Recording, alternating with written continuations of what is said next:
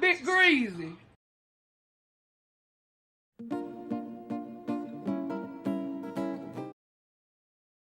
Following her removal from power under pressure from the Reagan administration, Charlie Gold would go on to become the most successful of the first wave of Antlerlynn Read reaction channels, known initially as Hater Nation.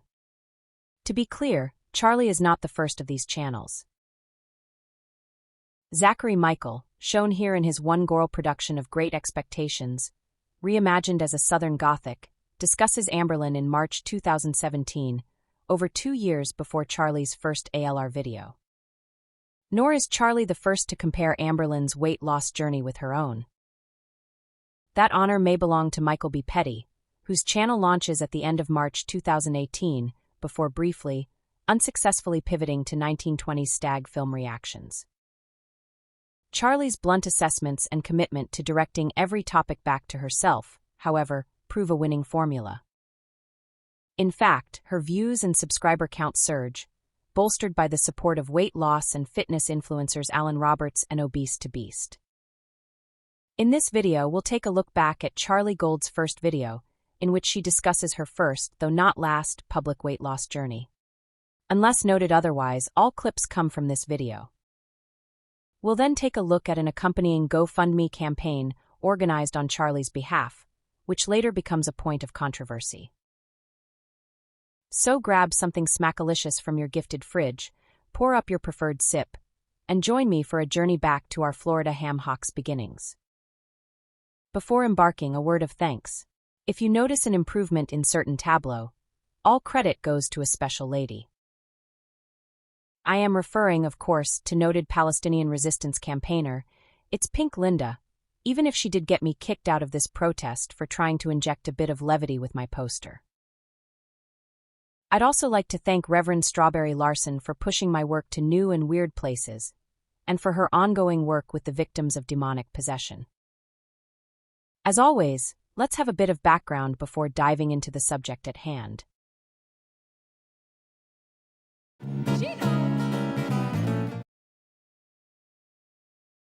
On June 27, 2016, Charlie Gold creates her YouTube channel. 3 months later, on September 13th, she uploads her first video, initially titled Why Am I 400 Pounds? At some point, Charlie changes it to its current title, The Start of My Weight Loss Journey. This first video is a well-organized pitch for Charlie's channel. While I do not question Charlie's hopes for sustained weight loss, the video is highly structured and obviously rehearsed. That is, this is an attempt to build a profitable channel, as evidenced by Charlie's video tags, such as how to make money online. Before further exploring Charlie's motivations, let's consider the video itself. Charlie introduces the purpose of her channel. I'm on YouTube to document this long journey I'll be taking, and I want to share it with the world. I want to share it with anyone who's willing to listen. She presents the major problem she's facing. Actually, I've only been 400 pounds for the past few months. Within the past few years, I've put on well over 200 pounds. This is the biggest I've ever been. She takes a measure of accountability for her current weight. I do understand being 400 pounds is a choice, in some ways. She introduces factors she believes contributed to her current weight, which she expands on in later videos. I've gone through a lot of physical abuse, a lot of mental abuse. I have self-harmed. I have had pretty bad eating disorders. I have done a lot to myself in response of things that were done to me. Her situation is further complicated by her behavior in her personal relationships. A lot of people in my life don't truly know the things that I've gone through. Just see me as just this loud girl that likes to laugh through things, joke through things. Really, I'm a fraud. And the sense that she's at a tipping point. I still have a little fight in me. I hope people see the fight that's left in me and hopefully have some people there with me to fight this. Finally, she proposes a course of action. So I will try to upload a few times a week what I'm eating, my grocery shopping, of course my weigh-ins. I want to share it. What makes me Charlie Gold? Unfortunately, one cannot directly say how Charlie pursued her goal. Charlie continues uploading to YouTube into 2018 before dropping from the platform. With the exception of her first video, all content from this period, prior to her return in March 2019, has been removed. We'll return to this issue later in the video. Let's now turn to the GoFundMe campaign, which I assert has been misrepresented by both Charlie and her critics.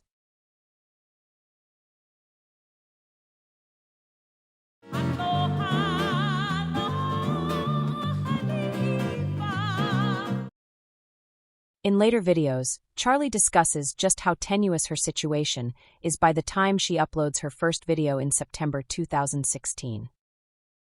Charlie experiences a rapid weight surge in the months immediately preceding this first video, which she later discusses in a June 2019 video, following her return to YouTube.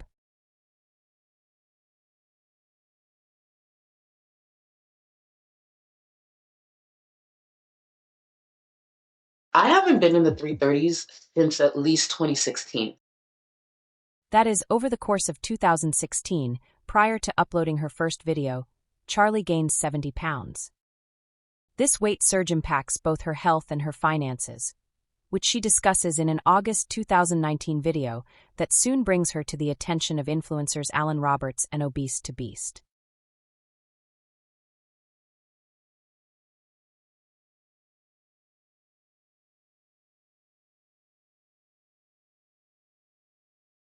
I couldn't walk. I couldn't stand longer than probably like 2 minutes. I ended up becoming housebound. I couldn't perform my job, so I definitely had to leave. And I was living off of my savings. As her savings dwindle, Charlie's outlook darkens. I started to realize I'm worthless to this world. And I made a decision to, instead of being worthless to the world, just take yourself out. Before we discuss the GoFundMe, let me say this. Charlie's critics have presented the GoFundMe as a scam. Personally, I do not believe the campaign was a scam. I do, however, believe the motivations for the GoFundMe campaign were never properly addressed by Charlie, nor her critics, which contributed to the idea of its having been a scam. As a reminder, Charlie uploads her first video on September 13th. Her friends are aware of the video, as at least one friend promotes it the following day on Facebook. Charlie claims that another friend, upon seeing the video, contacts a relative, a personal trainer who ultimately organizes the GoFundMe campaign. By September 15th, Charlie is promoting the GoFundMe on Facebook. I will also say it's possible, by this point, Charlie has uploaded more than one video, as the link cited in the mentioned source connects to one which has since been removed. After the GoFundMe campaign becomes a point of criticism in February 2020, Charlie introduces the claim that this trainer was motivated to help her after having seen her first video. She further expands on this claim in a June 2020 video, responding to her critics.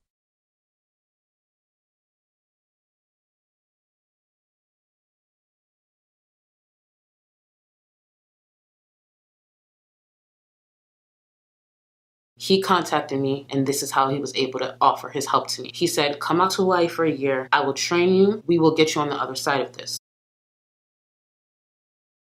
And by September 15th, 2 days after the initial video, this personal trainer Shane has launched a GoFundMe campaign, with the primary goal of sending Charlie to Hawaii to take control of her health. By this time, fall 2016, Shane has moved from his and Charlie's home state to Hawaii and set up a CrossFit-style gym out of his home. In addition to personal training, Shane also promotes health supplements and his branded merchandise. He promotes nutritional planning month by month, as well as prepared meal kits. He does, however, go on to promote more dubious health practices such as cupping. And later, health diagnostics via analysis of the tongue's surface. Woven into Sean's narrative is his own problematic background, which he overcomes through salvation, and which later informs his outreach. In turn, this informs his branding. On August 29th, to promote his new business, Shane offers a year of free training to a candidate in need. The following day, on August 30th, Shane announces the winner. 2 weeks later, Charlie uploads her first video, which is immediately followed by Shane's GoFundMe campaign. That is, Charlie's personal needs align with Shane's professional goals. Again, I do not assert the GoFundMe was a scam. Rather, I believe it was a mutually beneficial enterprise. Charlie seeks to take command of her health and build a channel in the process. Shane seeks to develop his new business. With that in mind, let's take a look at the GoFundMe description. Though the campaign description was removed well before it became a talking point for Charlie's critics, it survived in a Facebook comments section.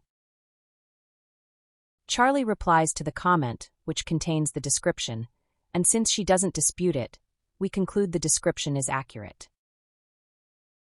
The campaign seeks funding for Charlie's flight to and from Hawaii. Funds to cover Charlie's household expenses while she is away for 8 months. Compensation for Shane's lost income while working with Charlie. Room and board, as Charlie will presumably be staying with Shane and his family. Transportation expenses during Charlie's stay. Food, which is for some reason distinct from boarding expenses. Gym memberships, should specialized equipment be necessary. And the most interesting request, funds to produce a quote, professional documentary. So the GoFundMe is a professional enterprise as well. That is, I assume Charlie and Shane discussed commercializing her weight loss journey prior to the campaign launch on September 15th. Again, this speaks to the idea of a mutually beneficial project for two people seeking to build brands. Which is not to say that Charlie's health isn't the central focus. Given Charlie's description of her mental state at this time, I do, however, question Shane's ability to develop and execute an effective, holistic plan for her. Regardless, Charlie takes up the challenge of promoting her GoFundMe. On September 15th, along with the Facebook promotion shown earlier, Charlie begins tagging celebrities to spread awareness of the campaign and to consider donating to it. On October 1st, she panels up with Shane in a since-deleted video to share her story and promote their effort. Following the interview, there is another round of tags, this time explicitly requesting donations. At the end of the month, and through the first 2 months of November, there is another promotional blitz, this time via funding organizations. We note the more sensational thumbnail, particularly the clock emoji. Ultimately, the GoFundMe campaign is a failure, which Charlie discusses in the June 2020 response video cited earlier. I didn't see that much money being raised, and guess what? It wasn't. There was only about $600 that was raised. $500 was donated by my uncle.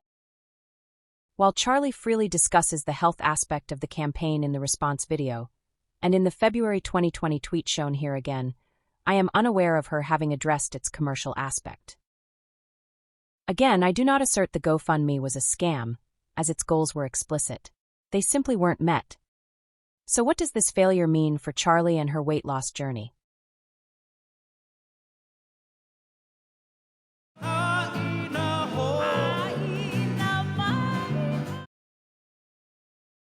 Earlier, I mentioned that the rest of the content from Charlie's first public weight loss journey is gone. An archived post from her Twitter account shows that on November 1st, during the promotion of the GoFundMe, Charlie more explicitly discusses her mental health struggles. Whether the video title refers to an event during this period or refers to some prior incident is unknown. Likewise unknown is how much early content Charlie removed voluntarily, though in her June 2020 response video addressing her critics, Charlie claims that YouTube is partly to blame. There were 2 videos on my platform that's now been taken down because of the language that I was using. What I was alluding to in those videos actually had to do with my thoughts in the darker side of obesity video. That language came out in those videos. As we saw in the clip from the darker side of obesity, Charlie is referring to suicidal ideation in relation to supermorbid obesity. And again, I question to what extent Shane was prepared to deal with this aspect of Charlie's weight loss journey.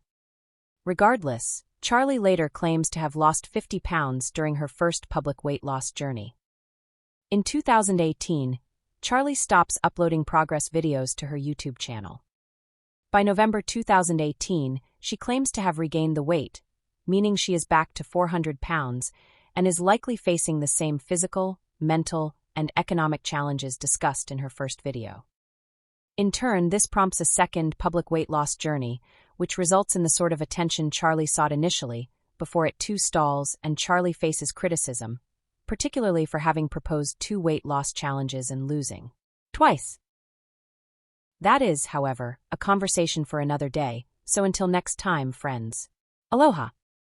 Thank you for watching. If you enjoyed this video, feel free to give it a thumbs up. If you'd like to receive notifications, please ring the bell. And now I'm just like, hi, like happier. Twice if need be. And remember,